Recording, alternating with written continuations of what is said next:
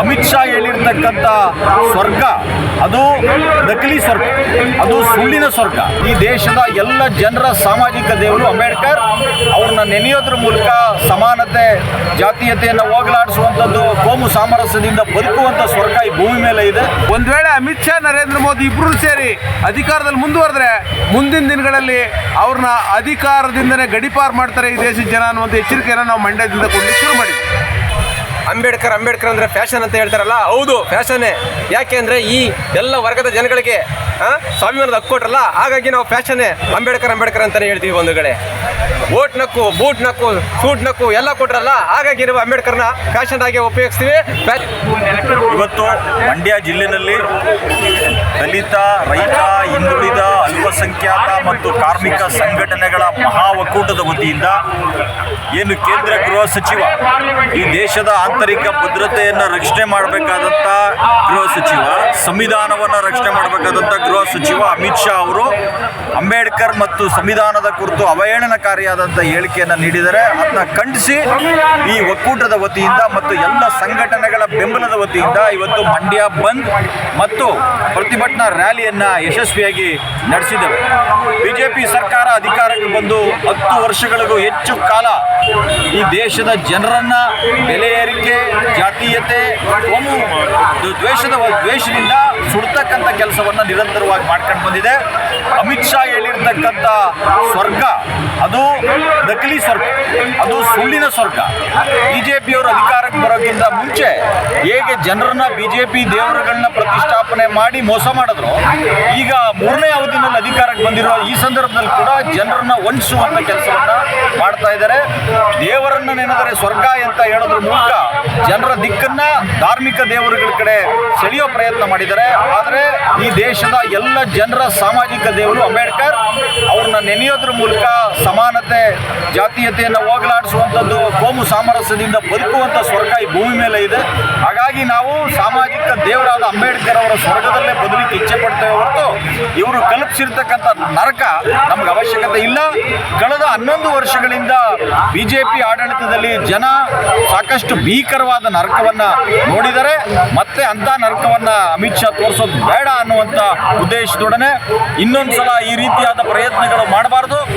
ಅಮಿತ್ ಶಾ ಅವರು ಸಂವಿಧಾನದ ಬಗ್ಗೆ ಗೌರವ ಇದ್ದರೆ ಈ ಕೂಡಲೇ ರಾಜೀನಾಮೆ ಕೊಡಬೇಕು. ಬಿಜೆಪಿ ಮುಖಂಡರು, ರಾಜ್ಯ ಬಿಜೆಪಿ ನಾಯಕರು ಅಮಿತ್ ಶಾ ಹೇಳಿಕೆಗೆ ತಮ್ಮ ನಿಲುವೇನು ಅನ್ನೋದನ್ನ ಸ್ಪಷ್ಟಪಡಿಸಬೇಕು ಅನ್ನುವಂಥದ್ದನ್ನ ಈ ಮೂಲಕ ಒತ್ತಾಯ ಮಾಡ್ತೇವೆ. ಸಂಸತ್ತಿನಲ್ಲಿ ಬಾಬಾ ಸಾಹೇಬ್ ಅಂಬೇಡ್ಕರ್ ಅವ್ರನ್ನ ಅವಹೇಳನ ಮಾಡಿದಂಥ ಗೃಹ ಸಚಿವ ಅಮಿತ್ ಶಾ ರಾಜೀನಾಮೆ ಕೊಡಬೇಕು ಅಂತೇಳಿ ಮಂಡ್ಯ ಬಂದ್ಗೆ ಕರೆ ನೀಡಲಾಗಿತ್ತು. ಮಂಡ್ಯ ಜಿಲ್ಲೆಯ ಎಲ್ಲ ಪ್ರಗತಿಪರ ಮತ್ತು ದಲಿತ ಸಂಘಟನೆಗಳು ಸೇರಿ ನೀಡಿದಂಥ ಬಂದ್ ಕರೆಗೆ ಮಂಡ್ಯ ನಗರದ ಜನ ಅಭೂತಪೂರ್ವವಾಗಿರ್ತಕ್ಕಂಥ ಬೆಂಬಲವನ್ನು ಕೊಟ್ಟಿದ್ದಾರೆ. ಆ ಮೂಲಕ ಅವ್ರು ಹೇಳ್ತಾ ಇದ್ದಾರೆ, ಅಮಿತ್ ಶಾ ನೀನು ಗೃಹ ಮಂತ್ರಿಯಾಗಿ ಮುಂದುವರಿತಕ್ಕಂಥ ನೈತಿಕತೆ ಇಲ್ಲ, ತಕ್ಷಣ ನೀನು ರಾಜೀನಾಮೆ ಕೊಡಬೇಕು ಅಂತ ಹೇಳ್ತಾ ಇದ್ದಾರೆ. ಮಾತ್ರ ಅಲ್ಲ, ಅಮಿತ್ ಶಾ ರಾಜೀನಾಮೆ ಕೊಡಲಿಲ್ಲ ಅಂತ ಹೇಳಿದ್ರೆ ನರೇಂದ್ರ ಮೋದಿ ಅವ್ರನ್ನ ಸಚಿವ ಸಂಪುಟದಿಂದ ಕೈ ಬಿಡಬೇಕು ಅಂತ ಹೇಳ್ತಾ ಇದ್ದಾರೆ. ಒಂದು ವೇಳೆ ಅಮಿತ್ ಶಾ ನರೇಂದ್ರ ಮೋದಿ ಇಬ್ಬರು ಸೇರಿ ಅಧಿಕಾರದಲ್ಲಿ ಮುಂದುವರೆದ್ರೆ ಮುಂದಿನ ದಿನಗಳಲ್ಲಿ ಅವ್ರನ್ನ ಅಧಿಕಾರದಿಂದನೇ ಗಡಿಪಾರು ಮಾಡ್ತಾರೆ ಈ ದೇಶದ ಜನ ಅನ್ನುವಂಥ ಎಚ್ಚರಿಕೆಯನ್ನು ನಾವು ಮಂಡ್ಯದಿಂದ ಕೊಡಲಿಕ್ಕೆ ಶುರು ಮಾಡಿದ್ವಿ. ಹಾಗಾಗಿ ಈ ಮಂಡ್ಯ ಬಂದ್ಗೆ ಇಷ್ಟು ಅಭೂತಪೂರ್ವ ಬೆಂಬಲ ಕೊಟ್ಟಂಥ ಎಲ್ಲ ಜನರಿಗೆ CPIM ಪಕ್ಷ ಮತ್ತು ಪ್ರಗತಿಪರ ಸಂಘಟನೆಗಳ ಪರವಾಗಿ ನಾವು ಧನ್ಯವಾದಗಳನ್ನು ಕೂಡ ತಿಳಿಸಿ ಬಯಸ್ತೀವಿ. ಇದೇನು ಇವತ್ತು ಮಂಡ್ಯ ಜಿಲ್ಲೆ ಬಂದ್ಗೆ ಕರೆ ಕೊಟ್ಟಂಥ ಎಲ್ಲ ಸಂಘಟನೆಗಳ ಫಲವಾಗಿ ಇವತ್ತು ಯಶಸ್ವಾಗಿದೆ.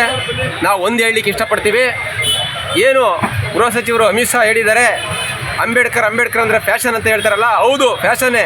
ಯಾಕೆ ಅಂದರೆ ಈ ಎಲ್ಲ ವರ್ಗದ ಜನಗಳಿಗೆ ಸ್ವಾಭಿಮಾನದ ಹಕ್ಕು ಕೊಟ್ರಲ್ಲ, ಹಾಗಾಗಿ ನಾವು ಫ್ಯಾಷನ್ನೇ ಅಂಬೇಡ್ಕರ್ ಅಂತಲೇ ಹೇಳ್ತೀವಿ. ಬಂಧುಗಳೇ, ಓಟ್ ನಕ್ಕು, ಬೂಟ್ ನಕ್ಕು, ಸೂಟ್ ನಕ್ಕು ಎಲ್ಲ ಕೊಟ್ರಲ್ಲ, ಹಾಗಾಗಿ ನಾವು ಅಂಬೇಡ್ಕರ್ನ ಫ್ಯಾಷನ್ ಆಗಿ ಉಪಯೋಗಿಸ್ತೀವಿ. ಫ್ಯಾಷನ್ ಆಗಿ ಅಂಬೇಡ್ಕರ್ ಅಂತ ನಾವು ಹೇಳ್ತೀವಿ. ಬಂಧುಗಳೇ, ಆದರೆ ನೀವೇನು ಹೇಳಿದಿರಲ್ಲ, ದೇವರು ಅಂತ ಹೇಳಿದ್ರೆ ಸ್ವರ್ಗ ಅಂತ ಹೇಳ್ತಿರಲ್ಲ, ಈಗ ದೇವ್ರ ಗುಡಿಯಲ್ಲಿ ಹೆಣ್ಮಕ್ಳನ್ನ ಅತ್ಯಾಚಾರ ಆಗ್ತಾ ಇದೆ, ಇದಕ್ಕೇನು ಹೇಳ್ತೀರಿ? ಇದ ನಿಮ್ಮ ಸಂಸ್ಕೃತಿಯ ಸ್ವರ್ಗ ಅಂತಕ್ಕಂಥದ್ದು. ಆದಿ ಬೀದಿಲಿ ದೇವರ ಹೆಸರನ್ನು ಹೇಳ್ಕೊಂಡು ಏನು ಹಲವಾರು ಕೃತ್ಯಗಳನ್ನ ಎಸಗ್ತಾ ಇದ್ದಾರೆ.